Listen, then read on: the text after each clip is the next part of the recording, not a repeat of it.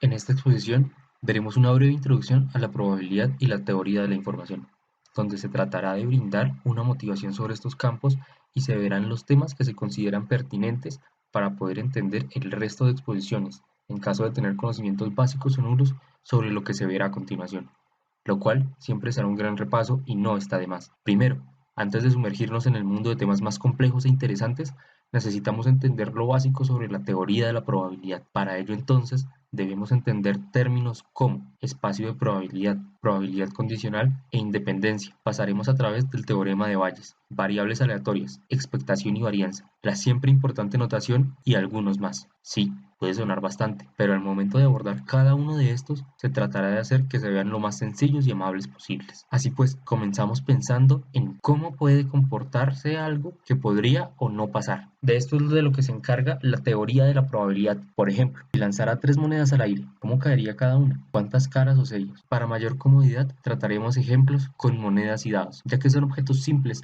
y relativamente a la mano, con el concepto de experimento o intento, donde cada uno de estos será entonces alguna de las salidas básicas o resultados del mismo, donde van a vivir en un espacio omega, el cual podría ser discreto, que se presenta cuando existen un número contable de infinitas salidas, o podría ser continuo, que se presenta cuando existe un número incontable de infinitas salidas. Por lo general, tratamos con espacios discretos, con un número finito de posibles salidas, donde un evento A es subconjunto de omega. Por ejemplo, en el ejemplo de las monedas, un evento sería que después de caer las monedas quedaran de la forma cara, cara, sello. Es aquí donde podemos evidenciar de forma clara cómo es que omega es el conjunto de todas las posibles salidas. La probabilidad es un número entre 0 y 1, donde 0 implica que el evento es imposible y 1 implica que hay total certeza de que suceda. Es aquí donde nos encontramos con las funciones de probabilidad o distribución de probabilidad. Ahora bien, veremos las condiciones de probabilidad e independencia. ¿A qué se refieren? Sencillo. En ocasiones tenemos conocimiento parcial sobre la salida de un experimento y que muy posiblemente influenciará a otro. A esto le llamamos condición de probabilidad. Pero entonces, la probabilidad que conocíamos cambia gracias a que tenemos un nuevo conocimiento que influirá directamente en lo que puede suceder. A esto le conocemos como probabilidad previa al evento. Mientras que la nueva probabilidad, que los resultados del uso de nuestro conocimiento adicional se denominan por la probabilidad posterior, P dado A estaría dado por P de la intersección de A y B sobre B. Incluso si P de B es igual a 0, tenemos que las probabilidades de la intersección de un evento están dadas por la multiplicación de la probabilidad del causal por la causa. La generalización de la regla de la multiplicación se llama regla de la cadena, que no es la misma regla de la cadena que se utiliza en el cálculo de derivadas. En esta ocasión es una cadena de eventos dado por uno anterior. Mientras, si tenemos que dos eventos independientes A intersección B será el resultado de la multiplicación de sus probabilidades, también podemos considerar eventos condicionalmente independientes cuando se da un tercer evento que se une a la ecuación. En este caso, simplemente nos hace falta con calcular la probabilidad dada la intersección de dos eventos frente al mismo. Teorema de Bayes. El teorema de Bayes es maravilloso. Nos deja intercambiar el orden de las dependencias entre eventos. Nos deja calcular la probabilidad de B dado A en términos de A dado B. Es supremamente útil cuando el cálculo de una dependencia es especialmente complejo. Aquí de nuevo vemos a la regla de la cadena, quien será nuestro caballito de batalla a lo largo de esta travesía. El denominador del lado derecho, probabilidad de A, puede verse como una constante de normalización, algo que nos asegura que tengamos una función de probabilidad. Si simplemente estamos interesados en que el evento de algún conjunto es más probable dado A, podemos ignorarlo. Como el denominador es el mismo en todos los casos, entonces tendríamos que, como sea, también podríamos evaluar el denominador renombrándolo de la siguiente forma. Tendríamos entonces que B y B complemento sirven para partir el conjunto A en dos conjuntos disyuntos. Alguna de las partes podría incluso estar vacía. Es entonces donde podemos evaluar la probabilidad de cada una y sumandos usando la regla de la adición. Con todos estos elementos podemos llegar incluso a una versión más elaborada del teorema de Bayes. Una vez habiendo visto el teorema, tenemos que sumergirnos a través de las variables aleatorias. Una variable aleatoria es simplemente una función x de omega en Rn, comúnmente R1, donde R es el conjunto de números reales y estas nos ayudan a conocer probabilidades dentro del espacio de eventos. Es entonces cuando pensamos en un proceso estocástico que genera modelos con cierta distribución. Cabe aclarar que estocástico simplemente significa probabilístico o aleatoriamente generado. Una variable aleatoria discreta es una función x de omega en S, donde S representa un subconjunto que puede ser contado del conjunto cerrado 0, 1. Es aquí donde x puede ser llamado indicador de variable aleatoria. Estas cumplen con ciertas propiedades, como la expectación, que hace referencia al promedio de una variable aleatoria, mientras que la varianza de una variable aleatoria hace referencia a si los valores de esta cambian mucho o poco con cada experimento que se realiza. Uno puede medir este en base a qué tanto la media de las variables se aleja de su expectación. Estas propiedades son realmente útiles al momento de determinar si una variable aleatoria es buena o no, pero ¿qué la haría buena y qué la haría mala? Eso depende del contexto en el que nos estemos moviendo, puesto que si tiene una alta varianza, podría llegar a generar números aleatorios que sean difícilmente predecibles y nos podría ayudar en todo tipo de campos, mientras que si tiene una varianza más bien controlada, podríamos usarla para un tipo de experimentos que requiera de una distribución mucho más pareja al momento de efectuar los mismos. Y la notación, bueno, aquí hay que tener cuidado. Cuando uno está trabajando con tantas variables y funciones, pues aunque tengamos que una función está denotada como P mayúscula, podemos tener una variable que a su vez se llame P, pero esté denotada de la forma P minúscula. Puede llegar a ser ambiguo dentro de la escritura, pero es necesario el hecho de saber diferenciar cada cosa, bien sea una variable o una función, ya que nos puede llegar a generar confusiones, y siempre hay que tener en cuenta que la matemática es un lenguaje que está hecho para poder entendernos universalmente. Una vez definida la notación, pasamos a hablar sobre las distribuciones conjuntas y condicionales. Cuando se definen muchas variables sobre un espacio muestral, se tiene que la función de probabilidad está dada por la probabilidad de cada una de las variables. Esto quiere decir que si las distribuciones de masa de probabilidad son independientes, entonces las variables x e y también lo son, así como lo tenemos en estas dos ecuaciones. Por ejemplo, para la probabilidad de obtener 2,6 al lanzar dos dados, lo podemos representar como la combinación de dos eventos independientes. Pero ¿cómo se debe determinar la función de probabilidad correctamente? Para ello debemos hacer una estimación. Esto lo hacemos basado en datos de ejemplo. A la proporción de veces que ocurre un evento le llamamos frecuencia relativa, donde CDU es el número de veces que un evento ocurre y n el número de intentos. La frecuencia relativa tiende a estabilizarse alrededor de un número. Este número es el que nos da las bases para hacer las estimaciones. Normalmente estas estimaciones se hacen siguiendo las distribuciones binomial y normal. La que más se suele utilizar es la binomial, pero no nos enfocaremos en eso. En este caso nos referiremos a las distribuciones paramétricas y no paramétricas. Las paramétricas son aquellas cuyas distribuciones estadísticas son consecuentes a una distribución matemática ya definida, y las no paramétricas son aquellas cuya distribución no se ajusta a ninguna ya existente. Como ya lo había mencionado antes, existen algunas funciones de probabilidad básicas que se deben saber. Las funciones estándar utilizan una familia de parámetros que definen su comportamiento y son las que vamos a ver a continuación. Según Wikipedia, una distribución binomial es una distribución de probabilidad discreta que cuenta el número de éxitos en una secuencia de n ensayos de Bernoulli independientes entre sí, con una probabilidad de ocurrencia del éxito entre los ensayos. En este caso, al ser de Bernoulli, son solamente dos resultados posibles.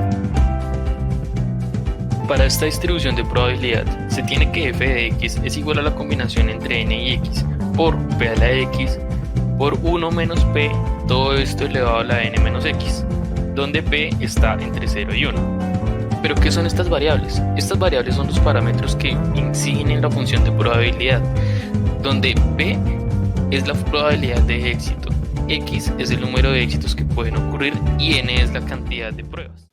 La distribución normal o distribución de Gauss es una distribución de probabilidad de variable continua. Su gráfica tiende a tener forma de campana de Gauss. El pico de la campana, llamado densidad, se concentra en torno a la media y se hace más pequeño conforme nos alejamos del centro según su distribución. Dos parámetros determinan una distribución normal: la media y la desviación estándar. Por tanto, puede ser adecuado hablar de las distribuciones normales en plural y decir que son una familia biparamétrica de distribuciones. Ya una vez definidos los parámetros principales de la distribución normal, tenemos que esta se define por la siguiente integral, donde mu es la media, o sea mediana o moda según se aplique, sigma es la desviación estándar, sigma cuadrado es la varianza y phi representa la función de densidad de probabilidad.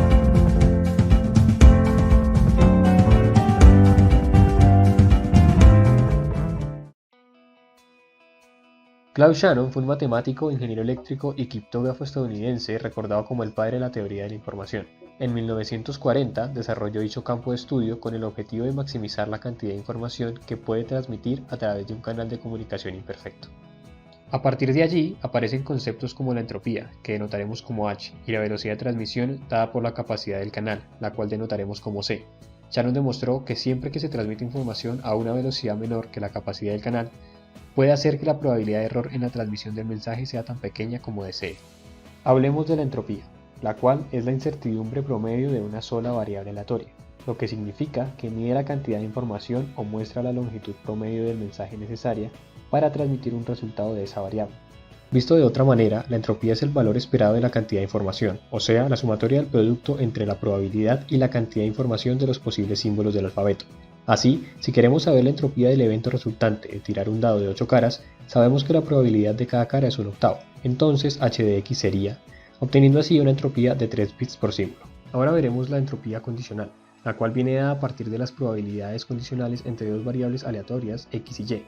Puede verse como el concepto de tener una entropía para la entrada del canal denotada por h de x y una entropía para la salida denotada por h de y, permitiendo la existencia de una incertidumbre promedio que queda sobre la entrada del canal tras haberse observado la salida del mensaje. Esto significa que obtendremos la entropía de x cuando se conoce el estado de y, por lo que intuitivamente podemos decir que h de x dado y está asociada a la información extra que posee x respecto a y. Dichas relaciones las definen las siguientes ecuaciones. Ahora bien, la entropía conjunta hace referencia a la incertidumbre promedio del canal en todo su conjunto, donde ésta no supera la información de ambas variables por separado. Así se puede definir esta entropía co. A partir de estas ecuaciones podemos obtener dos relaciones útiles donde se puede definir a la entropía conjunta como la suma de la entropía condicional con la entropía variable que condiciona. Ahora podemos definir el concepto de información mutua, la cual puede verse como la incertidumbre sobre la entrada del canal que resulta de la observación de la salida de este, o lo que es lo mismo, la cantidad de información que una variable aleatoria contiene sobre otra. Siendo así, se puede ver que esta información estará definida por la entropía de x menos la entropía de x dado y. Con este gráfico podemos ver la relación entre las entropías y la información mutua, donde se puede determinar que la información mutua entre dos variables totalmente dependientes no es constante, sino que depende de su entropía. De esta manera podemos definir cuatro propiedades fundamentales. Aquí se puede observar que la información mutua de x y y se puede definir igual que la información mutua de y y x, dado que la diferencia entre las entropías individuales y las entropías condicionales será igual mientras estén bien definidas. También se puede notar que la información siempre tendrá valores positivos, en tanto que para realizar la codificación y envío del mensaje se necesita de la existencia de información y esta se da gracias a la dependencia de las variables. De no ser así, la información mutua sería cero. Y como última propiedad, partiendo de las ecuaciones presentadas anteriormente, se puede definir la información mutua obteniendo la siguiente ecuación. Retomando el objetivo de la teoría de la información, recordemos que este gira en torno a la comunicación a través de un canal, sobre el cual queremos optimizar el envío de información.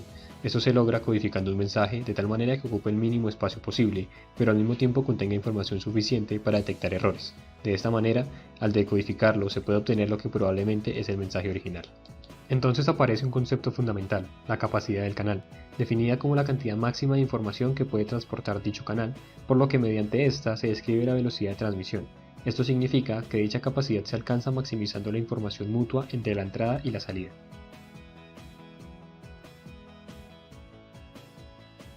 Este proceso donde se codifica una entrada o mensaje susceptible a ruido para después ser decodificado y analizado fue la base para el procesamiento cuantitativo del lenguaje en la década de los 70. El reconocimiento de voz y la traducción automática fueron vistos como problemas en torno a canales susceptibles a ruido. El análisis de la lingüística decodifica la salida del canal para obtener la entrada más probable.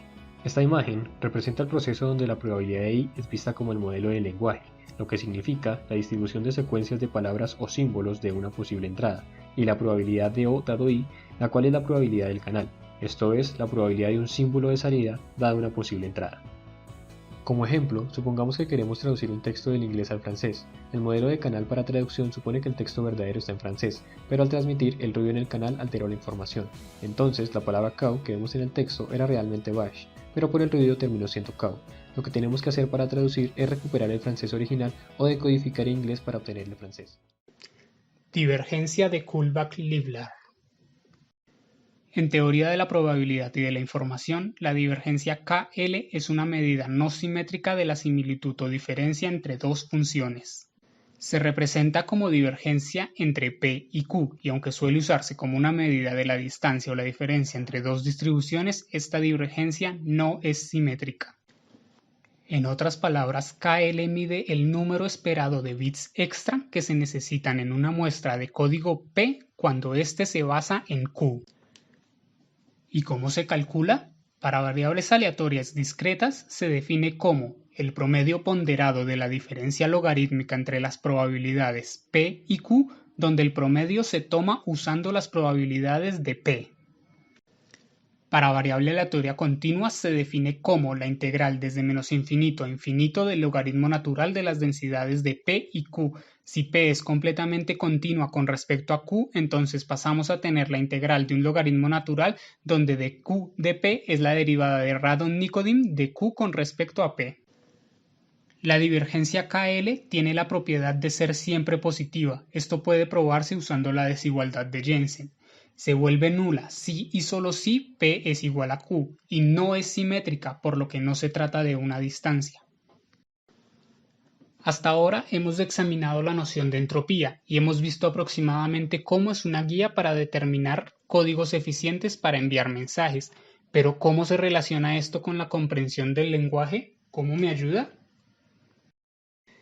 Es aquí donde entra la entropía cruzada. En teoría de la información, la entropía cruzada entre dos distribuciones mide la media de bits necesarios para identificar un evento de un conjunto de posibilidades si un esquema de codificación está basado en una distribución Q más que en la verdadera distribución P. Vamos con un ejemplo. Supongamos que para una instancia de entrenamiento específica la respuesta es B. La distribución para esta instancia de entrenamiento la representamos a continuación.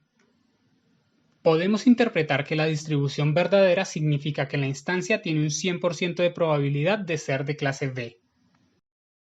Ahora suponga que su algoritmo de aprendizaje automático predice la siguiente distribución de probabilidad. ¿Qué tan cerca está la distribución predicha de la distribución real? Eso es lo que determina la pérdida de entropía cruzada. Volviendo a la fórmula, donde P de X es la probabilidad deseada y Q de X la probabilidad real, la suma está sobre las tres clases. En este caso, la pérdida es 0,479. Entonces, así es como es de lejana o errónea nuestra predicción de la distribución real.